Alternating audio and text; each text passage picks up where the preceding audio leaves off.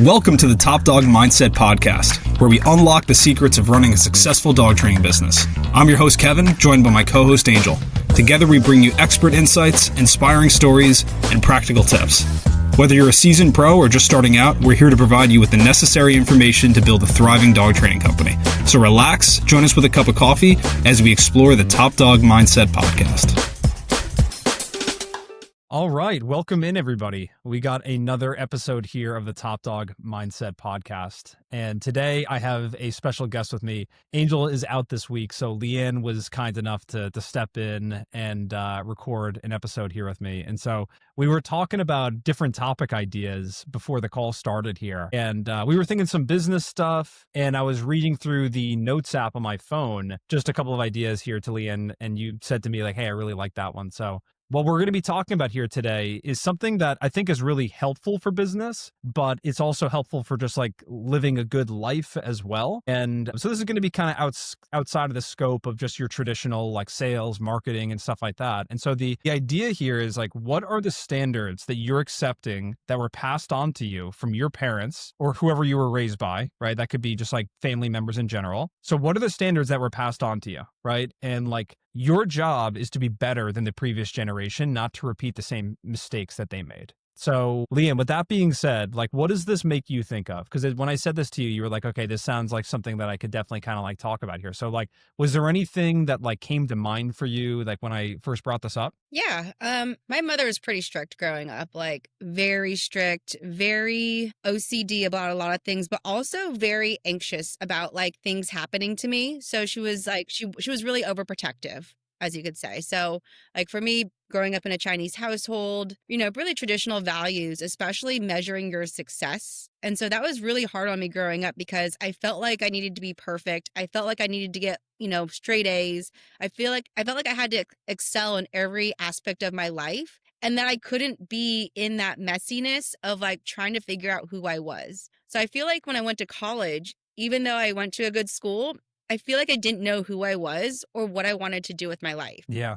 Really well said. Yeah. And it's so interesting because what I find with, being a parent now and, you being a parent as well, what I've kind of realized for myself, and I'd love your opinion on this too, is even with little kids, like all you really want for them is to be safe and protected. Like that's your number one priority as a parent is like, I want my children to be okay. And I think for a lot of people, and I think it's a good thing, as they say, like the pathway to hell was paved with good intentions. So I think people have good intentions sometimes, like, using your mom as the example, like she wanted to see you do well in life, right? And she wanted to see you go to a good school and that way you could get a good job and stuff like that.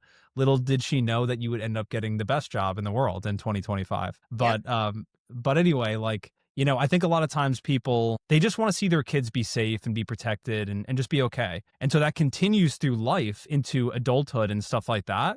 And then when you become an adult, it's this like clashing because you're an adult and you're like, hey, I want to be able to do things that I want to do. And your parents are like, hey, don't start that business. I never owned a business. That's a really scary thing to do. You should just go and get a job. Go be a lawyer, go be a doctor, go and work in the business world and go get a secure job and stuff like that. And so that can kind of almost come across to a lot of people as like, my parents don't support me or they don't want to see me be happy. And they're just like manipulating me and controlling me. When in reality, I think some of that can be true because it can be manipulative, but it can also be coming originally from a place of them like trying to be helpful. You know what I mean by that? Yeah, absolutely. Like it was with good intentions because they knew these careers would make you a lot of money, right? Yeah. They wanted to see you happy by having more than what they had when they grew up. I mean, my parents were first generation, so they had immigrant parents, right? And so like my grandparents struggled their way of coming to America, learning English, you know what I mean? Like sending their children to American schools so that their kids can teach them English. So like my parents did struggle growing up and they did want the best intentions so I didn't have to struggle growing up. Yeah. However, what comes with the territory is the amount of stress that comes with it. And so Yes. I felt like when I was growing up, like I couldn't be me. I couldn't be a wild child that I wanted to be and express myself. And I felt like by having so many rules that she was trying to suppress, like, I guess my wildness or like my free spirit. And so it came out in the worst ways, especially in high school. Yeah. Yeah, that's the ironic thing for a lot of people. It's like you see that so much with like the kid who grows up in the ultra religious household or something like that, super traditional conservative. And then he goes to college and he's like never been able to do anything. And now all of a sudden he's on his own. And it's like he just starts experiencing everything at once and wanting to do everything. And so, yeah, I mean, that's a tough thing as a parent, is really being able to, it's kind of like, what do you let your kids get away with? Mhm. Yeah. Like, I'll never forget, like my sister-in-law, Katie, I was talking to her one time and she was telling me about the conversation she had with her father, Paul, who's, I'm very friendly with him as well. And they're like traditional people, her parents, and great people. And she was saying to her dad one time, like, did you know if I ever came home from a party and I smelled like smoke, or I smelled like, I've been around a party, let's just put it that Mhm. way, And he was like, I needed to like pick and choose our battles. Like we knew every time, but there were certain things that we were like, she's also 17, and what are we going to let her get away with? And Right. so I just think that like that's a tricky thing as a parent, is like you can be so protective to the point of never letting your kids go to a sleepover, even as a little kid, because you know that like the kids probably aren't going to sleep and they're going to be getting up to mischief and stuff like that. But it's like, you got to let them be a kid and experience life at the same time? Yeah, absolutely. Like, let kids be a kid, like, nurture the messiness of life, let them experiment with things. But obviously, like, you want to have safe parameters, right? Like, make sure that you have systems in place so they're not sneaking out. I mean, that's super dangerous. Like, I remember in high school, like, going to parties and like, someone's driving me home. I have no idea who this person is. You know what I mean? Like, yeah, there could have been a lot of bad things that happened, but my mom ultimately had to accept it. So a funny thing in high school, so I worked for Starbucks as like one of my first like jobs. And so I had the night shift where I worked from like 6:30 to 12. And so at the time I was grounded for sneaking out at a party. My mom caught me or whatever sneaking back in. And so I was ultimately grounded for like the rest of my career. But I had a car. I was like 16 at the time. And so again, I snuck out and went to a treehouse party where ultimately, like, I actually That's got awesome. arrested, Yeah. and the cops broke No. it up. Yep. So cops called my mom, Uh-huh. and obviously I'm grounded forever, ever. Like, I'm never Yeah. gonna be able to leave the house, except I was like I was a varsity athlete, so I had to leave the house, Mhm. thankfully. Anyway, a week later, I do the same thing, thinking I'm gonna get away with it. I sneak back in. My mom, I didn't know, was sitting in my room in the dark, and I turned the lights on, and I will never forget her face and like my heart literally jumping out of my body. Whereas like, That's horrifying. yeah, super horrifying. Sorry, I didn't mean to cuss on That's here. okay. Yeah, this is yeah, a free for all, this podcast. So go right ahead. But yeah, so I mean, did your parents eventually have to put bars on your windows, or like what did they do? It kind of got to a point where I was like forced into therapy. Yeah, yeah, And I was basically grounded for like the rest of the time. They probably should have at that point, but I yeah, was so close, there was nothing for they could do sure. at that point. Like my mom had to come to terms where if she wrangled me any tighter, I wasn't going to go anywhere. Like I wasn't going to go to college. I wasn't going to finish high school. I wasn't going to, do sports anymore. I was just going to basically implode. And so like she had to come to that realization that like, hey, we need to take a step back somewhere. You know what I mean? Like, Yeah. not Well, be you so. were you were the first generation that was like fully Americanized, it seems, right? Where like your parents were direct, or your mom was directly raised by Chinese immigrants. So you like, so in kind of like by nature, she was effectively like almost like an immigrant herself, I would think, right? Or just so directly attached to that. So you were like far enough removed where you're like, I want to live like an American teenager in California, right? Yep, absolutely. Like my grandpa was really strict, she told me growing up, and because of the history between China and Japan, when my Yeah. mom was in high school, she couldn't even date a Japanese man. Wow. And she tried to. She tried to be a little rebellious and date a Japanese man, and my grandfather blew up on her, right? So she had to break up with him and like Yeah. be a good Chinese woman and find a Chinese husband, and ultimately she went that path. But again, it's just crazy what values your parents instill in you and how that can affect you as a parent, of even with the best intentions, maybe putting too much pressure on your children or too many parameters in their life, right? Because you don't want them to get hurt. You want the best intentions, right? But sometimes the values that you have in your mind of what is the right thing to do isn't always the right thing to do. Yeah, exactly. Because again, like for me, it always comes back to like, even though your mom was once a teenager and wanted to go and date a guy and do different things, and she's looking at it from her perspective at the time, I'm sure going like, what's the big deal? Like this generation just doesn't understand and stuff like that. Yeah, I just think like you can repeat the same sins and the same mistakes that the generation before you. Like when you're 17, you're like, I'll never be like that. You know what I mean? I'll never do that. And then all of a sudden you have a 17-year-old daughter or son yourself, and you like find yourself doing the same exact thing as your parents did. And so, I mean, what we're talking about here is like, these are obviously like very funny stories. And, there's like, I think, structure and boundary for kids is like uber important, especially for like the teenage years. But something that really comes to mind for me too is like, something as simple as like my dad was, maybe someone's like, my dad was really short tempered. And I just get it from my dad or something like that, and you're always flying off the handle at the littlest stuff and like having freakouts and then you realize like, that's just how my dad is. And that's how I am too. It's like, okay, well, it's not your fault that your father was that way. And that's kind of been passed on to you, but it's your responsibility to not repeat it. It's your responsibility to fix it. It's like my dad or my mom was an addict. It's like, well, you don't want to go through life being an addict or an alcoholic. So, don't do that.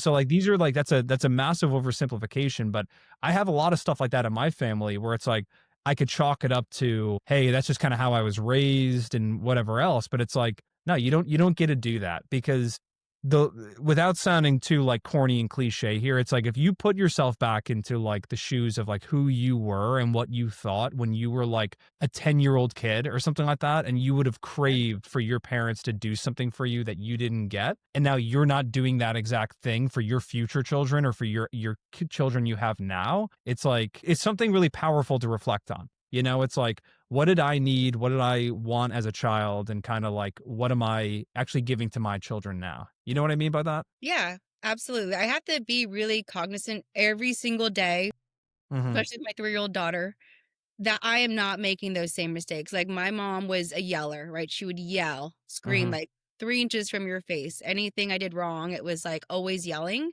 And so I'm really, especially when Keely, she's in the terrible threes right now, and screaming at me, I am working so hard to be like, Triggering, dude. I'm not going to be that mom. I'm not Yeah. gonna do it, and again, like it slips every once in a while where like, I'll just be like, I'll just walk into my other room or my bedroom and I'll just scream into a pillow. I'm like, I had to let it out, but I'm not letting it out at her. You know what I mean? Yeah. But like, sometimes it just needs to be let out. Yeah, Like, totally. it's really hard. And especially like too, with like the way people have treated you throughout your life, like that also can have an impact of how you treat other people. So like, especially in like the dog training world, it's like, especially when you're so close to clients, and like you can even be sometimes find yourself in a position where you're this like client's therapist between the couple because they can't agree on the way that they want to train or structure their household to get the best results for their dog. Like you have to, cognizantly not let what life has done to you or your childhood or your upbringing or whatever has happened in your life, to not let that out, and impact your relationships with other people.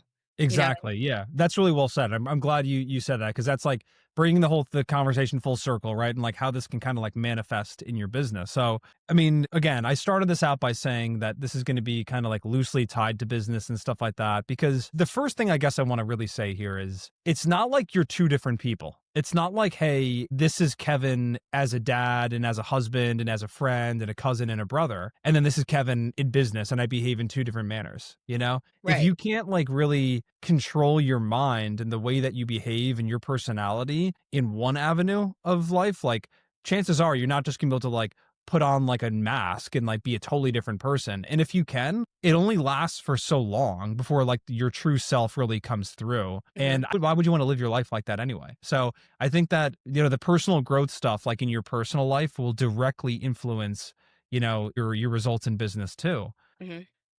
Something that I remember a conversation I had with one of our clients, who's a great client. She's been with us for such a long time, our client, Ashley. And she said to me one time, I have a hard time charging this amount of money to my clients. And we really got down to the root of it. And she kind of like said to me on the spot, I have a hard time charging this amount of money because I just think about like my parents and where they were at financially when I was a kid and how they wouldn't have been able to afford this and stuff like that. And so that's another example of this, is like, the standards that have been set by your parents and the generations before you of like, what's a lot of money? How much money that you should be entitled to make or charge for your services, And there's just things that can get like subliminally placed in your mind, as you grow up of like, our family doesn't do that.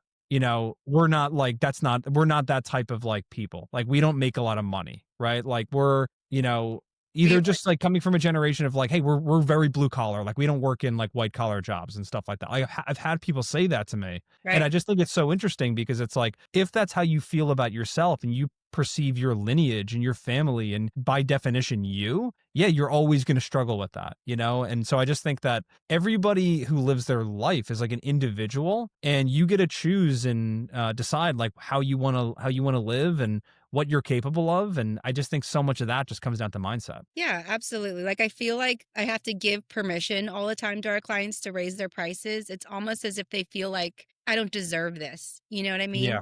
Yeah. So it's like you need to run a business. If you actually want to help dogs, you actually want to help people, you need to be able to make enough money to be able to hire and expand your business, pay for marketing, right? Pay for the tools in order for you to be successful. And so that's why you deserve it, right? You're Exactly. a great dog trainer. It doesn't matter like how many years of experience that you have or do not have, but it's like again, like if you can get the results, you need to charge appropriately so that you can Yeah. survive. And then you can also help other green dog trainers, people who want to get in this industry who don't know how. Clients of yours were like, that's a really cool job. Like, I hate my job. You know what I mean? Like, I'm miserable. I'm in finance or for me, I was in the fashion industry where you're working 10 hours a day, 12 hours a day, talking to people overseas. You know what I mean? So, you charging appropriately, having the mindset was, I do deserve this. I do own this, you know, goes back, it can go a long way, right? Yeah. 100%. Yeah. Yeah. And I just think that there's so many standards that are set for us that you need to be really, really, conscious of. There's a saying that I always think of. There's a quote. I forget who originally said this, but it's be the hero of your own story. And you do get to be, the hero. You get the opportunity to be the one who like changes the trajectory of, generational trauma and stuff like that, or generational wealth or whatever it may be, like whatever you want out of your life. Mhm. But just taking it laying down and just being like, oh, my parents didn't make any money, by default, I'm not going to make any money. I'm not deserving of that. It's like, you get the opportunity to change this. I'd have Right. to like relook into this because I don't want to just be putting out like total bro science online and just like have it not be totally, even with something like working out, I'm pretty sure that like if you work out for a substantial amount of time, like you start changing your genetics and you pass that on to your children. So like, hey, you're like a really skinny guy growing up or something like that. Like, and all of a sudden you get in really good shape, you put on a lot of muscle, or you're fit and stuff like that. You have children, you can actually manipulate your genetics in that regard and what you pass on. And again, you guys can feel free to fact check me on this if I'm wrong. Feel free to shoot me a message and be like, that was the dumbest thing you've ever said. But if it is true, I mean, I like to believe that's true. But even if it's like you're not actually changing like the strands of DNA in your muscle fibers or something like that, but more so it's just, hey, your children are now going to have a more of an interest in fitness or something like that because you did, or you read a lot of books and now your children are going to have more of an interest in reading because they monkey see, monkey do. They saw you doing it when they were growing up. It's all good stuff. So that's what I always think about is just, what do I want like the next generation of people to think about themselves? And whether we like to accept that or not, a lot of that does come down to us. Like if mom or dad was kind of like a deadbeat and didn't really do anything, guess what? Your children are probably going to be that way. It's the number one determining factor in like what happens with your kids is who you are, and like what they hear growing up around the dinner table and stuff like that. So all of us have this opportunity to kind of like, change the trajectory. You can be like the sacrificial lamb of like, this is going to be really hard for me to do.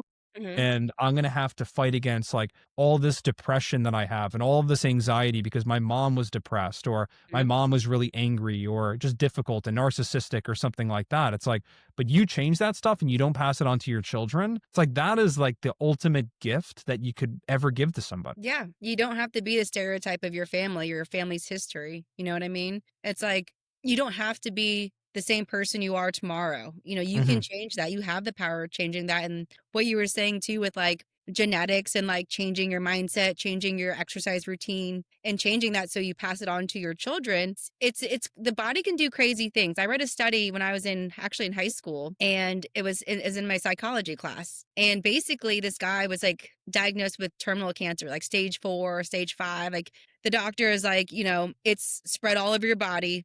Basically, sell your house, sell everything you own, put together your final will and things like that, because you probably have like 3 to 6 months to live. So this guy is like, okay, I'm gonna say goodbye to everyone, make peace with everything, moved into a hotel for the rest of, he's like, I'm ultimately gonna die in this hotel. So he starts like going to the park, talking to people, like, and starting enjoying life, and was watching comedy shows that like at night, like watching like stand up or something. And there were actual like complaints in the hotel that there was a guy laughing at 2 o'clock in the morning and wouldn't be quiet. Right. So he was just like living his life, enjoying it Yeah. till the fullest, because he knew it wasn't very long. Yeah. And so like, I want to say like it was 8 months or like a year after that diagnosis where he's like, why am I still alive? Like, I shouldn't be alive at this point. You know what I mean? So he goes back to the doctor and he's like, there's something wrong, Yeah.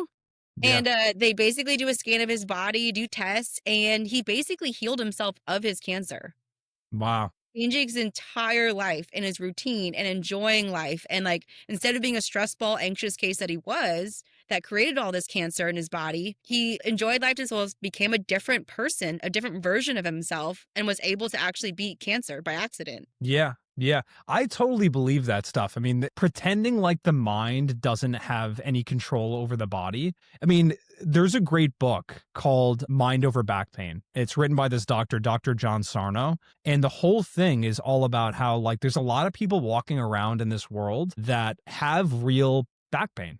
But the thing is like if they scan the body, they're like, hey, you didn't slip a disc. Right. You don't have like a vertebrae out of like broken or something like that. It's like, anatomically speaking, like you're healthy, but yeah, like the pain is real. I'm not saying that the pain isn't real. And his whole philosophy is just there is stress in your life, external, internal stress that is occurring in your life, and it is manifesting in your body as back pain.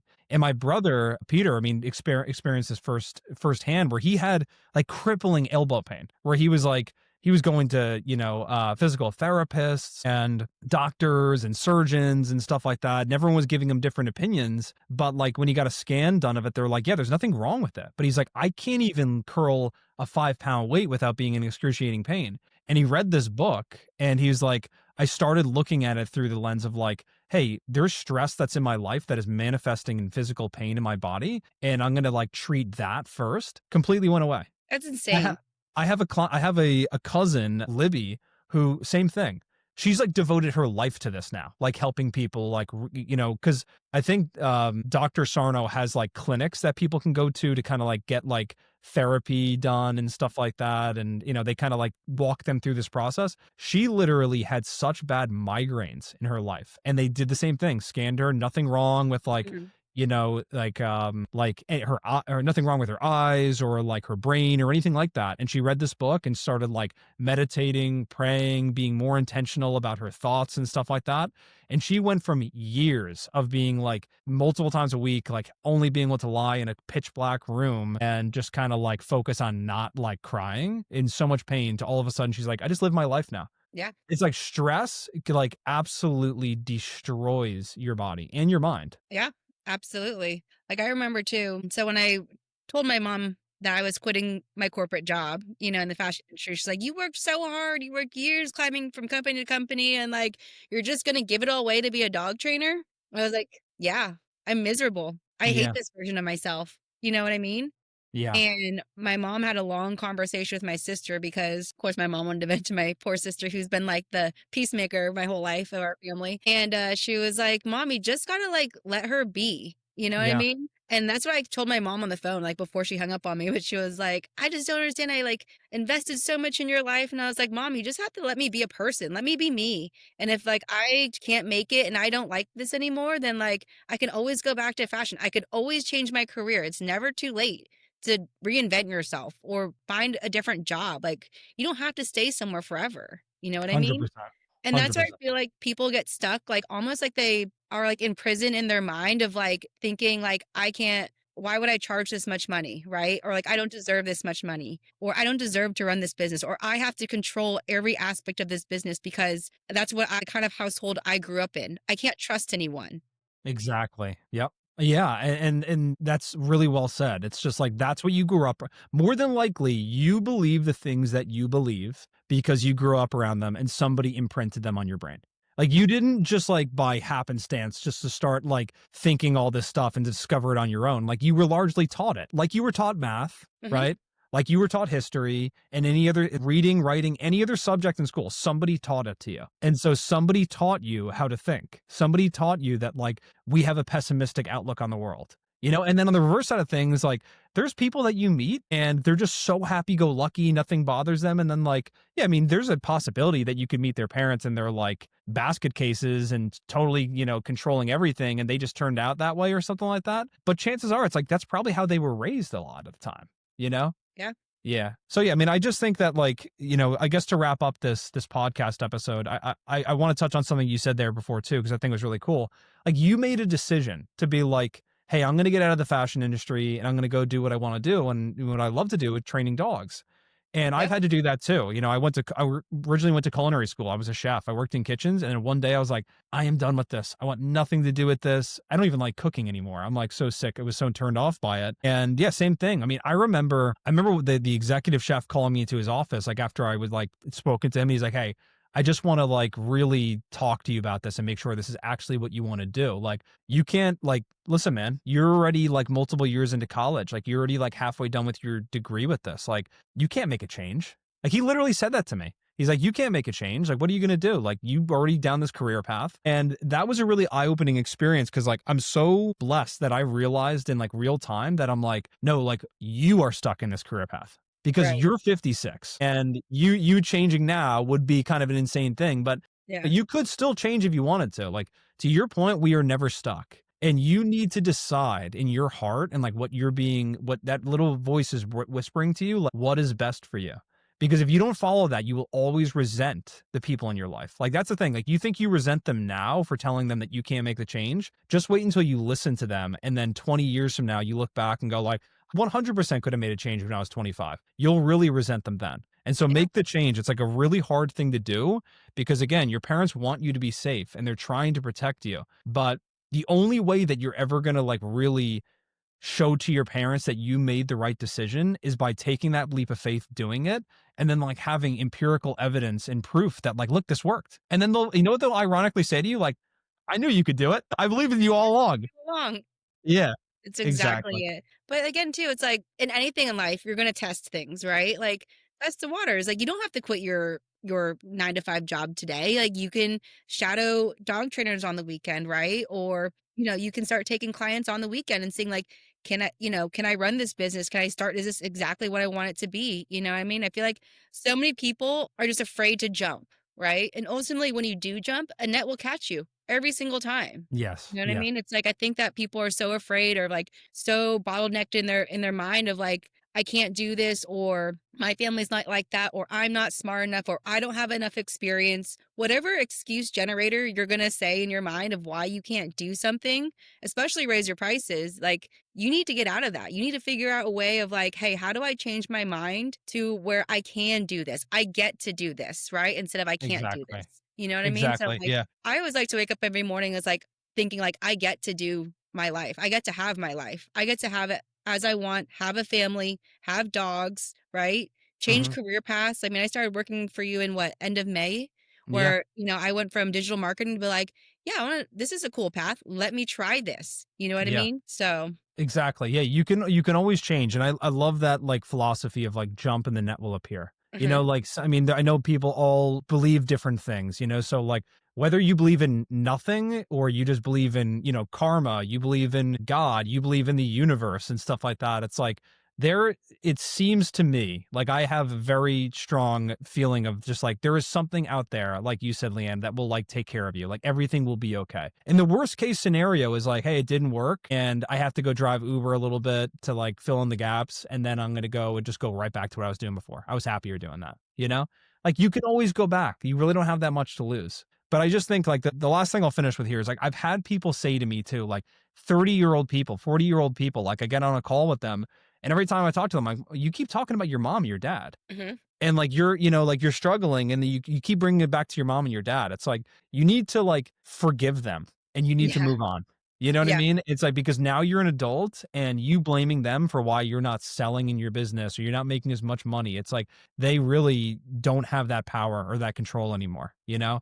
So like it's all in your hands, and I just think that like this has been a great conversation because at the end of the day, it really just comes down to like you are in full control of your life and you're going to make of it what you want, and everything else that you think is a factor um is just kind of like almost in your mind. Yeah. I actually have like something interesting that happened to me as before my husband and I got married, we were like having a rough spot. Like we were already engaged. We had talked about like a date and everything like that. But we were really hitting a rough spot where we were really having a hard time communicating. And not that we weren't speaking to each other, we were actively trying to talk to each other, but we weren't actively listening to each other. We couldn't comprehend why you were saying this or the way you were saying it, or even if you tried to say it in the most empathetic way, I couldn't hear it. And so it was really interesting. So we had to go, we went to couples therapy, and it was really interesting instead of a therapist being like, okay, so what's your problems? She was like, I don't even want to hear your problems.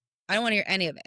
I want you to fill out this form first so I get an idea of where you came from. And so it was a form about my entire childhood, what your mom was like, what your dad was like, how you grew up, like what were the X, Y, and Z in your life of like how you were raised as a child? What did your household look like? What were the stressors that your parents put on you? Things like that. And so we both had to fill out this form. And so she obviously read it. And then when we came back the next session, she was like, okay, so this is how you grew up. This is how you grew up. Do I have that right? And we're like, yes. And she's like, okay, can you see how this is how Aaron grew up, my husband, and this is how you grew up? Can you see of why your communication styles aren't linking? And this Yeah. is how we get to like, this is what you want in your life. And this is what she wants in her life. And this is how, and she was basically cross referencing everything back to our childhood and how we were raised. And that has affected our entire relationship of how we talk to each other, how we resolved issues. Like, it's so crazy about like the way you were raised affects every part of your life, Yeah. even if you don't know it. You know what I mean? Of how you treat your partner, how do you talk to your partner, how do you communicate hard things to your partner? It was wild. It was a huge eye-opening experience. I would definitely recommend her if I could remember her name, but 10 out of 10. Yeah. That's awesome. Yeah, I mean, it's so true. I mean, if you just look at studies and you look at like why people are successful, largely it just comes down to like how they were raised, you know? Yeah. Like some of the most successful entrepreneurs in life, like Gary Vaynerchuk is a really good example of this. He's like, I was a horrible student. He's like, I don't think he graduated college, He's like, but I was just raised by parents that were entrepreneurial. I grew up working in liquor stores and seeing how to run a business. And he's like, and then on the other side of things, like my mom was so unbelievably over supportive of me. He's like, she knew I wasn't a good student. So like she wouldn't hammer me when I would come home with D's on my report card. And then he's like, but when I would hold the door open for like an old lady or something like that, she would like grab me and like celebrate with like how amazing I am for doing that. And he's like, she really emphasized like me doing the right things in life, Mhm. and like being empathetic, caring about people, and not just putting all of my worth and in my life on how well I tested in school. Right. Yeah, Yeah. exactly that. Like, I mean, I think like working on yourself to treat people with respect, even like, like we all have good days and bad days, right? We all have good weeks and bad weeks in business, right? But you have to like, again, remind yourself like how you treat people and how you talk to people and how you nurture your relationship is far more important than how you test on or how much money you're bringing in every month, right? With your 100%. business. Because if you're not nurturing and being empathetic to your clients and like, yeah, maybe they might not be able to afford a $4,000 to $5,000 board and train right off the back. Like that's why there's other financial institutions, a firm, right, that can help them, or you even being like, hey, I want to help you. I'll do an in-house finance program for you, right? Where you're helping Exactly. them with a payment plan, where they're paying you each month or whatever. So again, like you nurturing your clients is just only going to make you go farther in any type of business. Yeah. It's all about relationships. That's the whole thing. Yep. All right. Well, listen, with that being said, we're going to wrap it up here because we got to both got to run to other calls and we went a little bit over today. But Leanne, I appreciate you coming on today. This was a great impromptu call. So Yeah. Thanks for having me. Yeah, of course. We'll have to do it again soon. But as always, I appreciate you guys listening and being supportive of us and stuff like that. And so I know this was kind of like a strange topic today, but it was something that was just kind of like on my heart and something I wanted to kind of talk about. So I appreciate you guys listening. If there's anything you want us to kind of talk about on any of the next podcasts, certainly let us know down below in the comments. And we will see you guys all very soon in the next one. See you guys.